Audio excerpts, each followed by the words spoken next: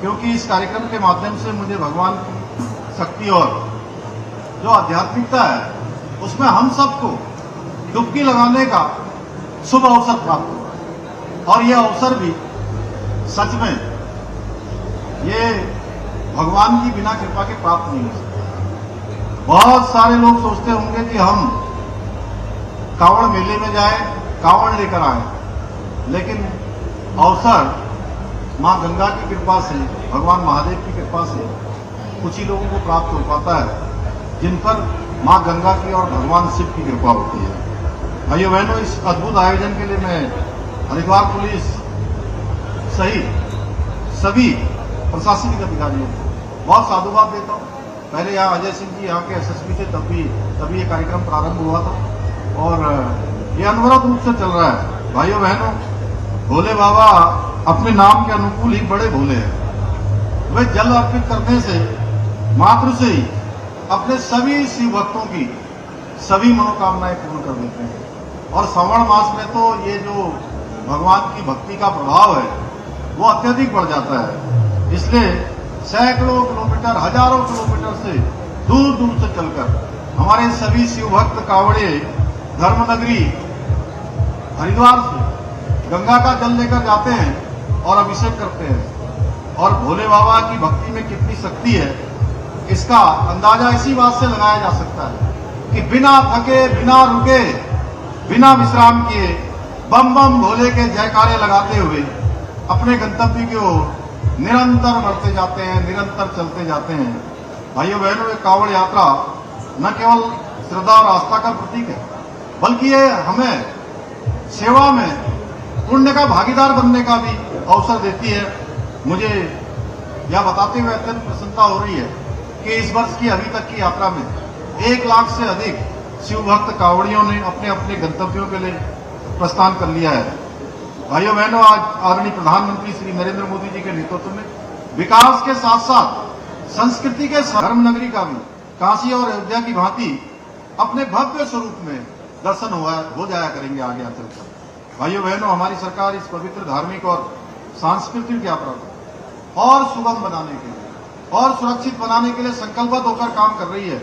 इसके लिए हमने पहली बार एक विशिष्ट मोबाइल ऐप के साथ ही स्वास्थ्य कैंप, शौचालय, पार्किंग, टीन शेड और विश्राम स्थलों की पर्याप्त व्यवस्था की है ताकि आपकी यात्रा में कोई असुविधा न हो।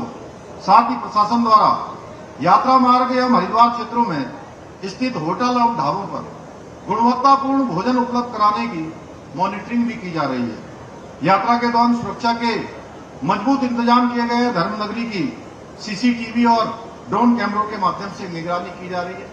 लगभग सैकड़ों की संख्या में 300 से भी ज्यादा कैमरे आज पूरे इस कांवड़ क्षेत्र में लगाए गए हैं। हमने कांवड़ मेले में वाटर एम्बुलेंस की व्यवस्था भी की है ताकि जाम में फंसे गंभीर मरीजों को गंगा नदी और गंग नहर के जरिए जल्दी से जल्दी निकट के अस्पतालों तक पहुंचाया जा सके। भाइयों बहनों, ये कांवड़ मेला केवल एक धार्मिक आयोजन नहीं है, बल्कि हमारी आस्था, श्रद्धा और सनातन संस्कृति का प्रतीक है। यह हमारा सौभाग्य है कि हर साल करोड़ों करोड़ शिव भक्तों का सेवा करने का शुभ अवसर प्राप्त होता है। जहां भक्ति है वहां मर्यादा भी आवश्यक है, जहां आस्था है वहां अनुशासन भी जरूरी है और जहां शिव है वहां शांति भी स्वाभाविक है। लेकिन हाल ही में भाइयों बहनों कुछ घटनाएं भी सामने आई हैं, जहां कुछ स्थानों पर कांवड़ यात्रा के दौरान उपद्रव और अनुशासनहीनता भी देखने को मिली है। साथियों, शिव शक्ति कोई प्रदर्शन नहीं बल्कि एक आंतरिक साधना है।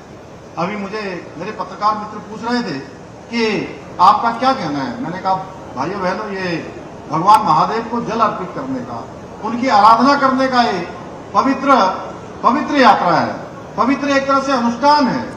और ऐसा अनुष्ठान जो हम महादेव को प्रसन्न करने के लिए, अपनी मनोकामना को पूर्ण करने के लिए, अपना शोधन करने के लिए इस यात्रा को करते हैं। तो हम सबको ये याद रखना होगा, भगवान शिव ने सृष्टि की रक्षा के लिए, दूसरों की रक्षा के लिए हलाहल पी लिया और इसीलिए वो नीलकंठ हो गए। तो इसलिए अगर हमको भी कहीं कोई परेशानी आती है तो मैं आप सबसे अपील करता हूं कि यात्रा में किसी प्रकार की विघ्न बाधा न हो, किसी प्रकार की कोई परेशानी न हो आपकी यात्रा के कारण से, किसी को भी कोई परेशानी न हो, यात्रा के नियमों का आप पालन करें, मैं अपील भी करता हूं। मुझे गर्व है कि लाखों कांवड़िया इसी भावना के साथ यात्रा कर रहे हैं, मैं उन सबको नमन करता हूं। लेकिन कुछ लोगों से जो एक पावन यात्रा के उद्देश्यों को भुलाकर अशांति या उपद्रव की राह पर चलने का प्रयास कर रहे हैं, उनसे मैं विनम्र अपील करता हूं कि वे सच्चे शिव भक्त की भांति विनम्रतापूर्ण आचरण करें, क्योंकि जब भक्त विनम्र और सहनशील होता है तब उसे आत्मिक शांति प्राप्त होती है। मैं भगवान आशुतोष से प्रार्थना करता हूं इस बार की आपकी कांवड़ यात्रा आपके भीतर शिव तत्व को जागृत करे। इसके लिए आपको प्रसन्न रहकर शांतिपूर्ण आचरण करना होगा। भाइयों बहनों, देवभूमि उत्तराखंड की यह पुण्य भूमि केवल आप सभी का स्वागत नहीं करती, बल्कि आपकी सेवा को अपना सौभाग्य मानती है। इसलिए हमारी सरकार, प्रशासन, पुलिस, स्वयंसेवी संगठन, डॉक्टर, सफाई कर्मी, हमारे व्यापार मंडल के लोग, हमारे गंगा सभा के लोग, हमारे सारे जनप्रतिनिधिगण, हमारे यहाँ मेयर बैठे हैं, विधायक बैठे हैं, सांसद बैठे हैं, जिला पंचायत के लोग बैठे हैं, क्षेत्र पंचायतों के लोग बैठे हैं, नगर पालिका और नगर पंचायतों के लोग हैं, हमारे पूज्य संतगण हैं, ये सारे के सारे मिलकर इस यात्रा का संयोजन करते हैं। भाइयों बहनों, उत्तराखंड को देश का अग्रणी राज्य बनाने के अपने विकल्प रहित संकल्प के साथ हम निरंतर कार्य कर रहे हैं, जिसका परिणाम भी आ रहा है। और इसका परिणाम है कि हमारी दिशा बिल्कुल सही लक्ष्य की ओर बढ़ रही है। नीति आयोग भारत सरकार के इंडेक्स में पूरे देश के अंदर सतत विकास के लक्ष्यों को प्राप्त करने में देवभूमि उत्तराखंड पूरे देश के अंदर पहला स्थान हमने प्राप्त किया है। भाई, इसके साथ ही हमने बेरोजगारी दर भी राष्ट्रीय औसत से हमारी कम हुई है।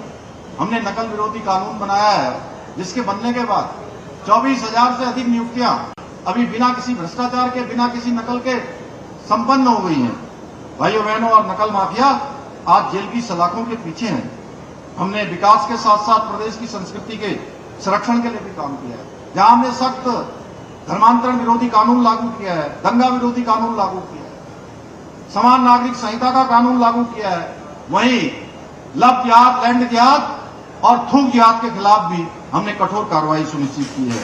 भाइयों बहनों, अब हम सनातन के आड़ में विधर्मियों द्वारा छद्म वेश बनाकर, वेश बदलकर हमारे भोले भाले लोगों को ठगने के खिलाफ भी एक ऑपरेशन हम चला रहे हैं। आप सभी को पता है उस ऑपरेशन का नाम क्या है? कम आवाज आई है। हाँ, कालनेमी नाम है उस ऑपरेशन का। और इस ऑपरेशन के माध्यम से हम ऐसे ढोंगियों को, छद्म वेशधारियों को, उनके खिलाफ कार्रवाई कर रहे हैं जो वेश बदलकर हमारे सनातन धर्म को नुकसान पहुंचाने का काम कर रहे हैं, हिंदू धर्म का बदनाम करने का काम कर रहे हैं। इतना ही नहीं, अब हमने सरकारी स्कूलों में श्रीमद् भागवत गीता के पाठ को भी अनिवार्य कर दिया है। पिछले 2 दिनों से सभी स्कूलों में हमारे बच्चे, हमारे छात्र छात्राएं गीता का पाठ कर रहे हैं, जिससे हमारे प्रदेश के बच्चे शिक्षा के साथ साथ जीवन जीने की कला को भी सीख पाए, आस्था के साथ साथ अपने अध्यात्म के प्रति भी मन में उत्सुकता जागृत हो।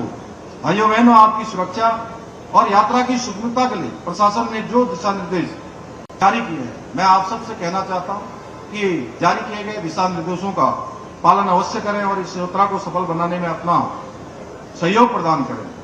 अभी भोले बाबा की भजनों की प्रस्तुति भी हुई है, इसलिए और आगे भी अभी होनी है, इसलिए मैं आप सबका अधिक समय नहीं लेना चाहता। आज की इस पवित्र संध्या में हम सब मिलकर भगवान शिव की आराधना करेंगे और उनसे प्रार्थना करेंगे हम सभी को अच्छा स्वास्थ्य प्राप्त हो, उसके साथ साथ सुख और समृद्धि का आशीर्वाद भगवान शिव प्रदान करें।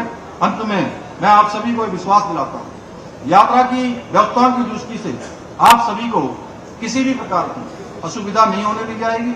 फिर भी यदि इस दौरान किसी को कोई छोटी मोटी कमी लगती होगी, छोटी मोटी कमी रह जाए, तो उसके लिए मैं देवभूमि उत्तराखंड का मुख्य सेवक होने के नाते आप सबसे क्षमा प्रार्थी। इसी के साथ में पुनः हरिद्वार पुलिस और आप सभी को धन्यवाद देते हुए अपनी वाणी को विराम देता हूं। मेरे साथ जोर से मुट्ठी मारकर बोलिए, हर हर महादेव, हर हर महादेव।